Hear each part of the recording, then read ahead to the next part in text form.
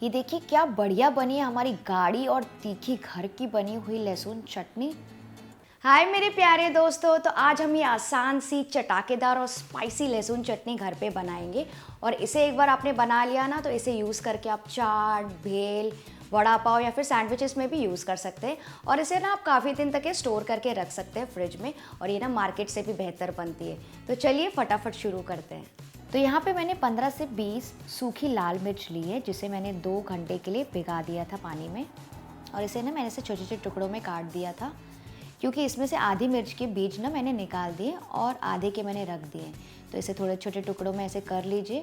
और अगर आपको चटनी बहुत ज़्यादा स्पाइसी पसंद है तो आप उसके बीज रहने दीजिए, लेकिन मैंने क्या किया, आधे के बीज निकाल दिए और आधे में रहने दिए।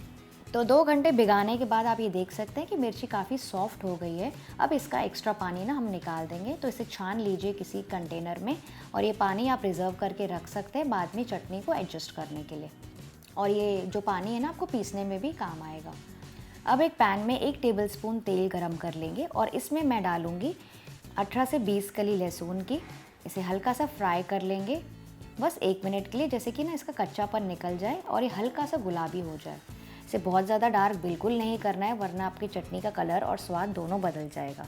साथ ही मैं डाल रही हूँ बस 1-2 टुकड़े अदरक के। ये ऑप्शनल है, लेकिन इससे भी टेस्ट बहुत ही अच्छा आता है। इसे भी थोड़ी देर पका लेंगे।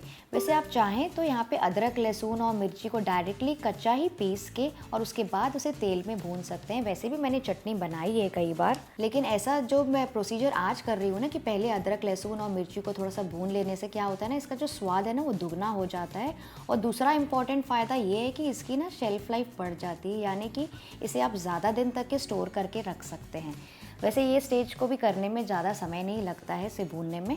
तो अब अदरक भी अच्छे से भून गई। इसके बाद मैं इसमें डाल दूँगी 1 चम्मच ज़ीरा, और फिर मैं डाल रही हूँ आधा चम्मच खड़ा धनिया। इसे थोड़ी देर पका लेंगे। और अब मैं इसमें डालूँगी लाल मिर्च जो हमने भिगा के रखी थी। इसे भी बस 1 से 2 मिनट के लिए भून लेंगे। बहुत ज़्यादा बिल्कुल भी नहीं पकाना है, बस 2 मिनट तक के मैंने पका लिया सारी चीज़ों को। जैसे कि मैंने आपको बताया, इस स्टेज में ज़्यादा समय नहीं लगता है, लेकिन ये स्टेज करने से ना आपकी चटनी का स्वाद दुगना हो जाएगा।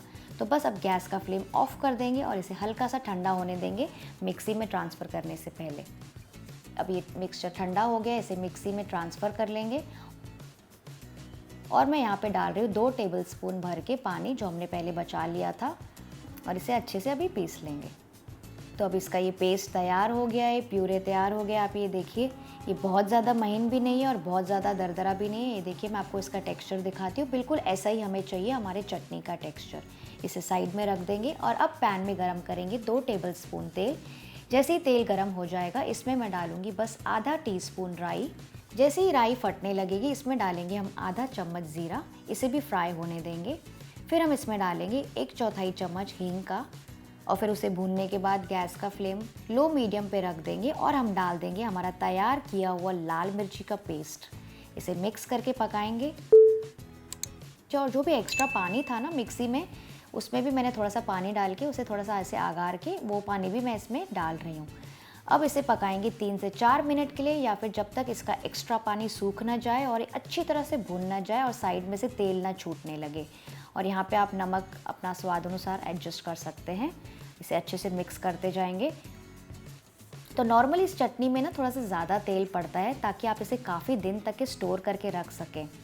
और इसे अच्छे से भूनने से ना इसका जो कलर है ना, वो भी काफ़ी गहरा हो जाता है थोड़ी देर बाद। और आप इसे जितना अच्छे से भूनेंगे ना, ये चटनी आपकी उतनी ज़्यादा दिन तक के चलेगी। तो इस वक्त बहुत ही अच्छी खुशबू आ रही है मेरे घर में लहसुन चटनी की। इसे थोड़ी देर और पकाएंगे। आप चाहें तो इस समय इसको ढककर भी पका सकते हैं। तो फ्रेंड्स, जब तक हमारी चटनी भून रही है, आप अपना थोड़ा सा वक्त निकाल के इस वीडियो को लाइक और शेयर ज़रूर कर लीजिए, अगर आपको मेरे रेसिपीज़ अच्छी लगती हैं तो। और साथ ही मेरे चैनल को भी सब्सक्राइब कर लीजिए, और साथ में जो बेल आइकन होता है ना, जो घंटी होती है ना, उसे भी दबा लीजिए, ताकि आपसे कोई भी मेरा वीडियो मिस ना हो। तो इसे मैंने पकाया करीबन 5 से 6 मिनट के लिए। तो करीबन 5 से 6 मिनट हो गए हैं। आप देख सकते हैं कि काफ़ी गाढ़ी हो गई हमारी चटनी। इसका कलर भी ना बहुत ही अच्छा आ गया है, काफ़ी गहरा हो गया है भूनने के बाद। साइड में से आप देखिए तेल भी छूट रहा है। तो बस गैस का फ्लेम ऑफ कर देंगे, और ये हमारी चटनी तैयार हो गई है। इसी किसी एयर टाइट कंटेनर में स्टोर कर दीजिए ठंडा होने के बाद, और ये फ्रिज में ऑलमोस्ट 1 महीने तक की अच्छी रहती है अगर बच जाए तो। तो आप इसे फिर इंजॉय कर सकते हैं पूड़ी के साथ, थेपलों के साथ, पराठे के साथ, वड़ा पाव के साथ, किसी के साथ भी आप इंजॉय कर सकते हैं। तो फ्रेंड्स, आई होप आपको आज की रेसिपी पसंद आई। मैं आपसे मिलती हूँ अगली एक और अच्छी वीडियो के साथ। तब तक अपना ख्याल रखिए। Bye bye.